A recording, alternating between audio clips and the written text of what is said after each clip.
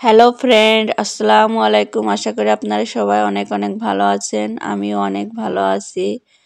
আজকে আপনাদের জন্য একটি দারুণ রেসিপি নিয়ে এসেছি। দেখুন কত বড় মুরগি। এই মুরগিটা আপনাদের কেটে রান্না করে আজকে আপনাদের সাথে শেয়ার করব। চিকেন কষা রান্না করব, খুব মজা এবং খুব টেস্টি করে। খুব সহজে কিভাবে আমরা চিকেন কষা করতে পারি সেটাই আপনাদের সাথে শেয়ার করব। খুবই একটি টেস্টি হবে, খুবই মজা হবে, লাঞ্চ একদম জমে যাবে। আজকের লাঞ্চের খাবার জমে যাবে, এত মজা এবং এত টেস্টি করে আজকে আপনাদের রান্না করে সেটা দেখাবো। আর রাজ্জাকু বাংলা ফুড চ্যানেলটি সাবস্ক্রাইব করে রাখুন। আমি শেফ সাবিনা ইয়াসমিন সীমা। আমি ট্রেনিংয়ে যত ধরনের রান্না, যত ধরনের যা কিছু শিখছি সমস্ত কিছু আপনাদের সাথে শেয়ার করব দীর্ঘ ট্রেনিংয়ে। দেখুন মুরগিটা কত বড় আর কত সুন্দর। এখন এই মুরগিটা আমরা কেটে আপনাদের সাথে শেয়ার করব।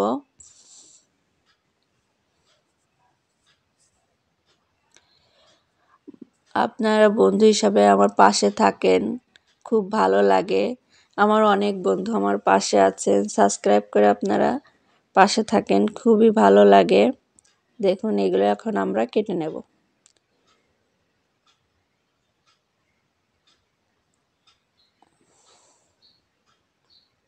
অনেক বড় মুরগি, আসলে কাটতে খুবই ঝামেলা হচ্ছে, কষ্ট হচ্ছে।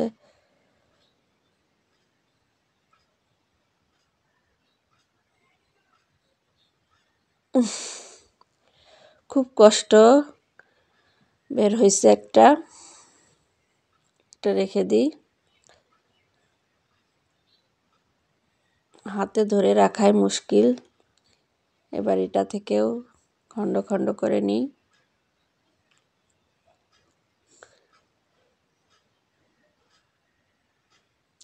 বটি দৌড় মারতেছে, এত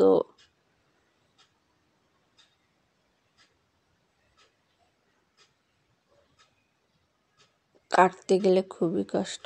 এই যে দেখুন, এবার 4 ভাগ করে নিলাম,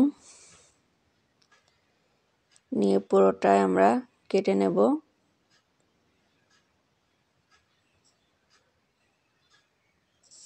চার ভাগ হয়ে গেল। এবার আমরা পিস পিস করে নেব সব মাংসগুলো।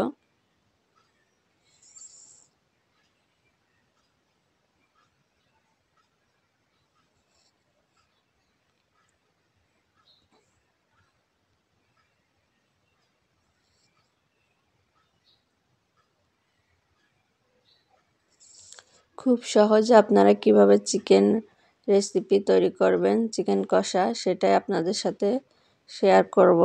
দেখুন কাটা হয়ে গেল, সবগুলো মাংস আমরা কেটে নিয়েছি। পুরো 1 গামলা মাংস হয়েছে। আসলে এত মাংস তো রান্না করব না, আমরা মানুষ হলো 3 জন। এত মাংস রান্না করলে নষ্ট হবে, কিছু আমি রেখে দেব, আরও আপনাদের অন্য রেসিপি তৈরি করে দেখাবো আরেকদিন। এখন এই যে এতটুকুই আমি রান্না করব। চলুন আমরা চিকেন কষা পুরো রেসিপিতে চলে যাই। প্রথমে একটা এই যে হাঁড়ি দিয়ে নিয়েছি ইন্ডাকশনে। এখন এখানে আমরা তেল দিয়ে দেব পরিমাণ মতো। এই যে ফল, ডাল, এগুলো আমরা তেলের পাড়ে দিয়ে দেব। এটা তেলের পাড়ে দিলে এত সুন্দর সুঘ্রাণ হয়, পুরো এই তেলে পুরো সুঘ্রাণ হয়ে যায়, পুরো খাবারটা সুঘ্রাণ হয়ে যায়। এই তেল যে মাংসের ভিতর ঢুকবে তখন সেটাও সুঘ্রাণ হয়ে যাবে। এটা একটা টিপস। অবশ্যই আগে আপনারা জিরে, গরম মশলা, ফল যা কিছু দেবেন আগে তেলের পাড়ে এভাবে দিয়ে নিতে হবে। দিয়ে এবার এখানে আমরা কাঁচা পেঁয়াজ যোগ করব। কাঁচা পেঁয়াজটা আমরা বাদামি করে ভেজে নেব। এই কাঁচা পেঁয়াজ বাদামি করে ভেজে নিলে এর ভিতর থেকে একটা দারুণ সুঘ্রাণ বের হয়। এবং এইটা পুরো মাংসে ছড়িয়ে পড়ে। এরপরে আমরা লবণ দিয়ে দেব, হলুদ দিয়ে দেব 1 চা চামচ, মরিচের গুঁড়া দিয়ে দেব 2 চা চামচ, একটা ধনের গুঁড়া দিয়ে দেব 1 চা চামচ, দিয়ে আমরা এটাকে একটু কষিয়ে নেব। এই যে তেলের পারে মশলাগুলো দিলাম এতে এবার আমরা রসুন বাটা, পেঁয়াজ বাটা আর আদা বাটা দিয়ে দেব, দিয়ে এটাকে কষিয়ে নেব। এই যে তেলের পারে আমরা মরিচ আর হলুদ দিলাম, এতে কি হয় সুন্দর একটা কালার আসে। আর দিয়েই সঙ্গে সঙ্গে মশলা বাটা দিয়ে দিতে হবে, কারণ না হলে কিন্তু পুড়ে যাবে। তাহলে ওই তেলের পারে যখন আপনি মরিচের গুঁড়োটা দেবেন তখন দারুণ একটা কালার আসবে, আর সবাই দেখে অবাক হবে কিভাবে এত সুন্দর কালার আসছে মাংসের। এবার আমরা পুরো মাংসটা দিয়ে দিলাম, দিয়ে সুন্দরভাবে কষিয়ে নেব।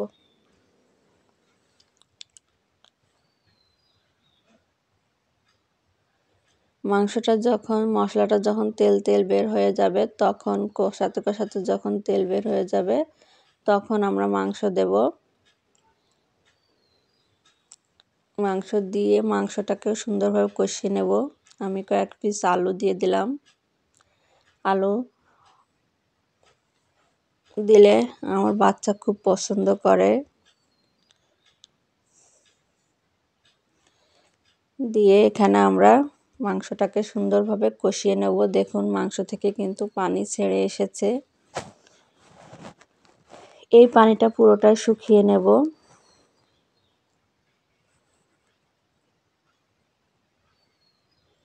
দেখুন এখন আমরা আর একটু পানি অ্যাড করব এখানে, ওই পানিটা শুকিয়ে গিয়েছে, এটা আর একটু পানি অ্যাড করব। দিয়ে এই পানিটাও আমরা শুকিয়ে সুন্দর ভুনা ভুনা করে নেব।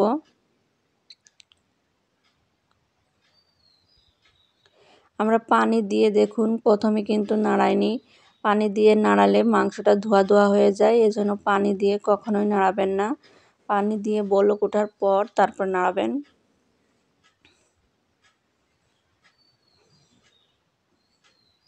দেখুন হয়ে গেছে মাংস।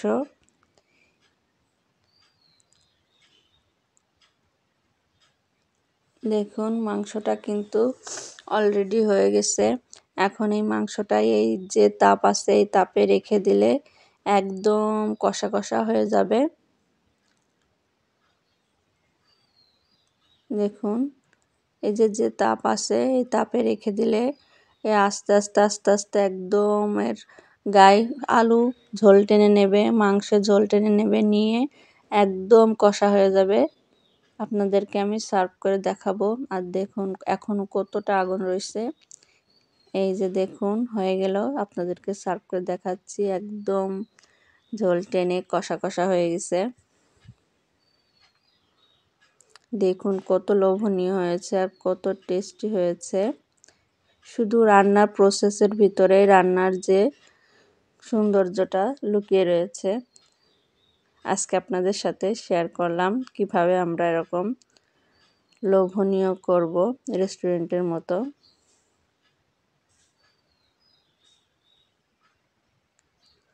দেখুন কত সুন্দর কালার এসেছে। আমি আপনাদের সাথে পুরোটাই শেয়ার করছি কিভাবে কালার আসতে হবে, কিভাবে রান্নায় কালার আসবে, কিভাবে রান্নাটা সুন্দর হবে, পুরোটাই শেয়ার করছি। টেস্টিও সুন্দর টেস্ট হবে।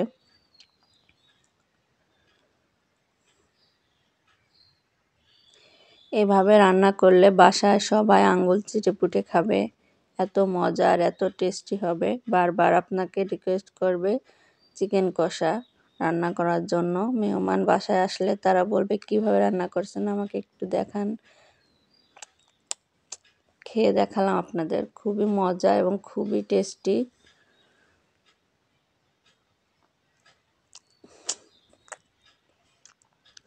একবার খেলে বারবার খেতে মনে চাচ্ছে, এত টেস্টি হয়েছে